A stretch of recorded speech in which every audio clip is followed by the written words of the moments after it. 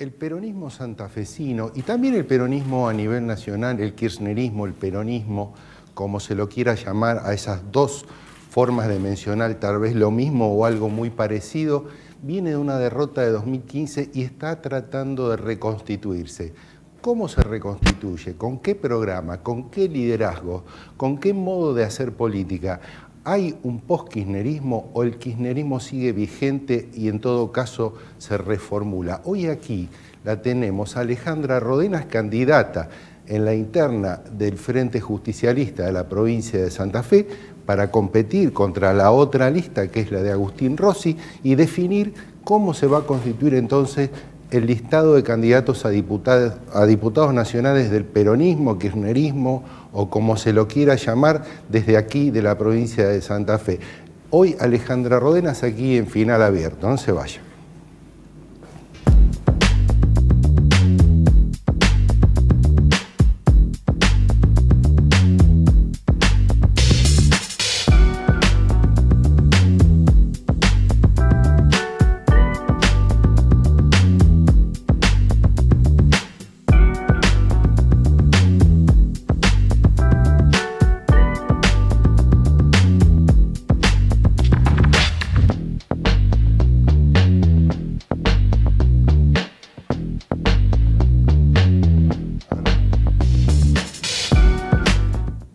Bueno, entonces aquí en Final Abierto, con esta visita que realmente nos enorgullece, Alejandra Rodenas, ¿cómo estás? Gracias por visitarnos. Buenos días, ¿es? No, buenas noches, vamos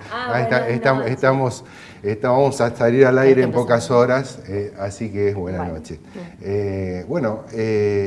Transitando esta experiencia de la política y con una decisión muy fuerte de haber, después de muchos años, esa apreciada carrera en la justicia. Yo escucho abogados, dice, uy, poder entrar a justicia y hacer una carrera. Digo, sí, por ahí te dan una oportunidad a los 20, a los 25 años de entrar en un lugar así, en un puesto chiquitito, pero después, estando adentro, no todos por ahí hacen la carrera que te tocó hacer, el tuteo, ¿no? Que te tocó hacer. Que te tocó hacer seguramente por tus capacidades. ¿Fue difícil eso, digamos, o fue mucha pasión? ¿Cómo fue eso? No, mira, hay una historia mía personal, familiar, ¿no? Esta cuestión del peronismo tan presente en la vida de la familia y después una militancia en los 80, del 82 al 90, cuando ingresé a la facultad en el 82, que creo que me marcó a fuego. Creo que también por el momento, este momento de la recuperación de la democracia, lo que significó la gran movilización estudiantil también en aquel tiempo. Claro.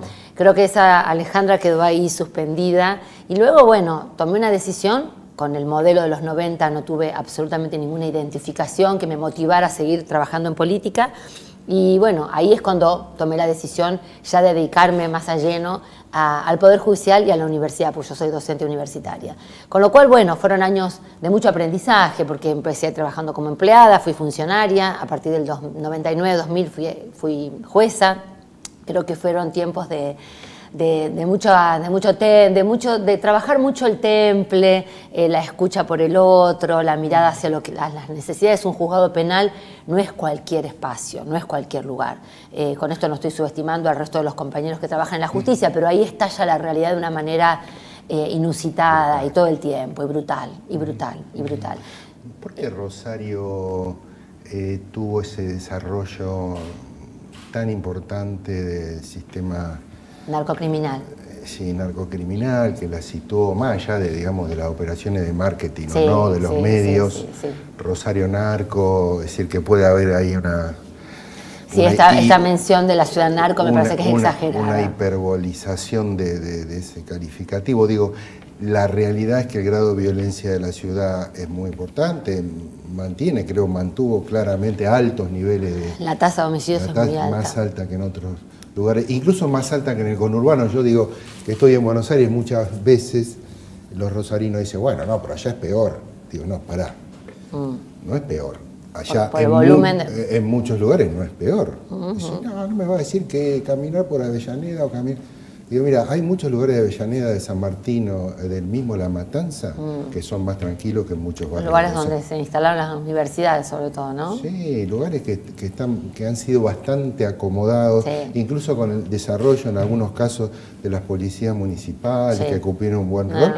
O sea que la verdad que un poco uno dice por la condición de rosarino decir siempre conurbano es peor, no es así. No, me parece que es una simplificación, como también creo que es una simplificación pensar en Rosario como una ciudad narco, cuando es una ciudad también de trabajadores, industrializada, de potentes comerciantes, con lo cual me parece de estudiantes, con lo cual creo que las dos visiones son extremas. En el medio creo que hay, a mi criterio, que podemos pensar en una política que llegó tarde. El fenómeno, yo mira, en una nota hace muchos años, ahora 5 años atrás, cuando a los jueces nos empezaron a llegar a los despachos, bueno, me cuesta hablar un poco en pasado, cuando nos llegaban a los despachos estas cuestiones que ya no era el homicidio simple, ni el robo, eran ya cuestiones que tenían que ver con asociaciones ilícitas, con bandas narcocriminales.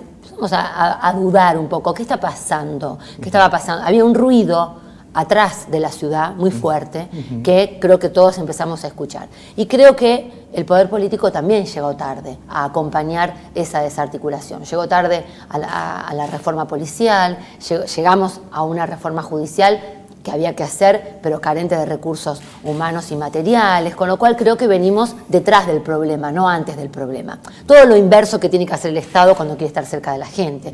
El tema de anticiparse es un tema de políticas públicas. También hay críticas, Alejandra, respecto a cómo llega la política, con qué concepción, con qué programa, con qué modo. ¿Vos qué visión tenés respecto a eso? Mira, yo creo que lo que no tuvimos y no tenemos todavía son programas de prevención y de rehabilitación. Si estamos hablando de narcocriminalidad, porque yo fui jueza provincial, no jueza federal, con lo cual el tema del narcotráfico, que también es un tema, una deuda pendiente de la democracia, nosotros no tenemos una buena política de fronteras ni de control de los territorios desde la Policía Federal y desde la Justicia Federal. Eso hay que hacer un mea culpa y decirlo claramente y pensar realmente en un programa de articulación entre nación y provincia.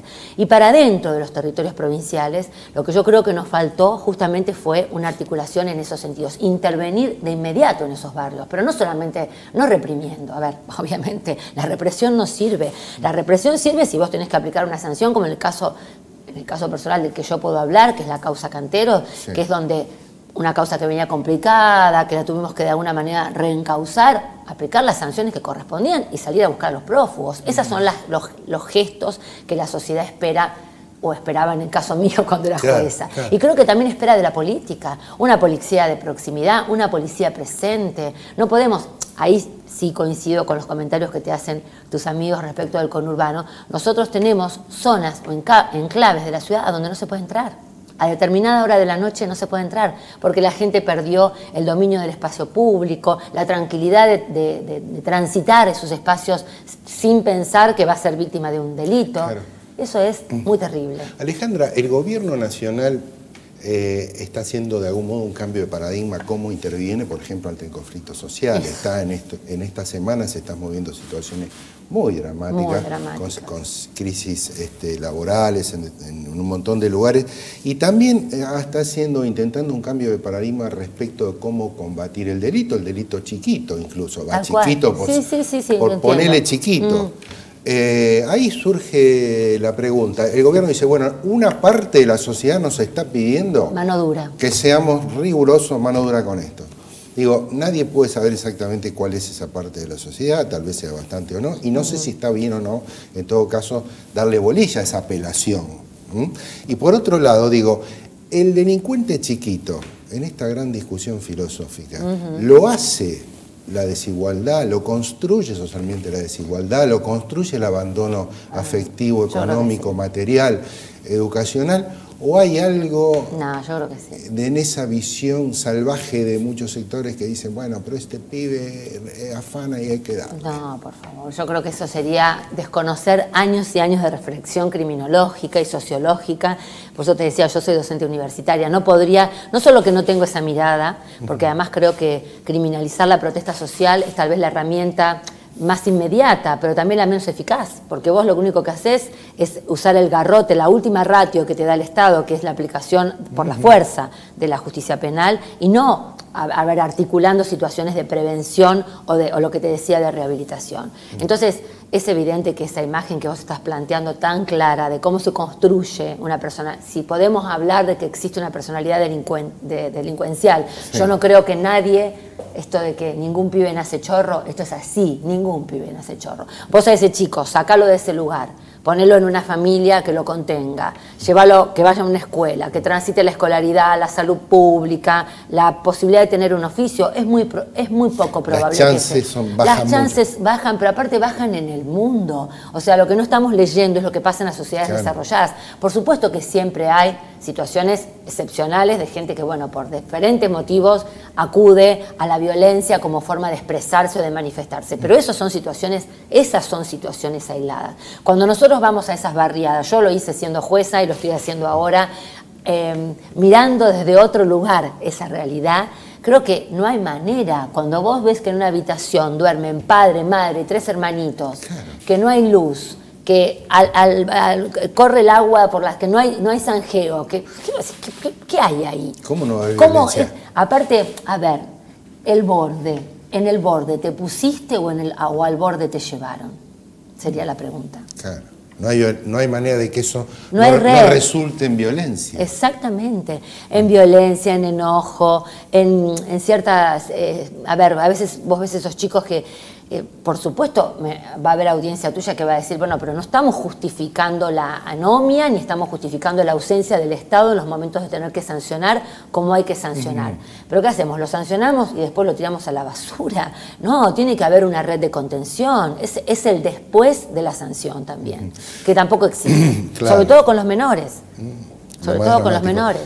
Bueno, después de todo esto, digo, un día, chau sistema judicial y hola política. Bueno, ¿por qué? Digamos, bueno, ¿cómo mira, y por qué? Justamente, Rodolfo, me pasó una cosa que creo que yo he estado muy comprometida con estas cuestiones que vos planteás, sobre todo desde la universidad y también lo hice desde el Poder Judicial, con la problemática de la exclusión, de la violencia de género, de la violencia institucional, el tema de las mujeres. Lo hice y lo hice además en causas muy concretas, que no me gusta por ahí hacer una gran enumeración porque... Autobombo. No me gusta ese autobombo, bueno, los que me conocen lo saben, pero bueno, fueron intervenciones específicas en determinados momentos, como fue el cierre de los prostíbulos, como fue también trabajar en casos muy específicos de violencia de género, cuando incluso la figura del femicidio no estaba todavía en el Código Penal y había que traccionar una respuesta a aquellos que sabíamos que no había un crimen pasional ahí, que había otra cosa.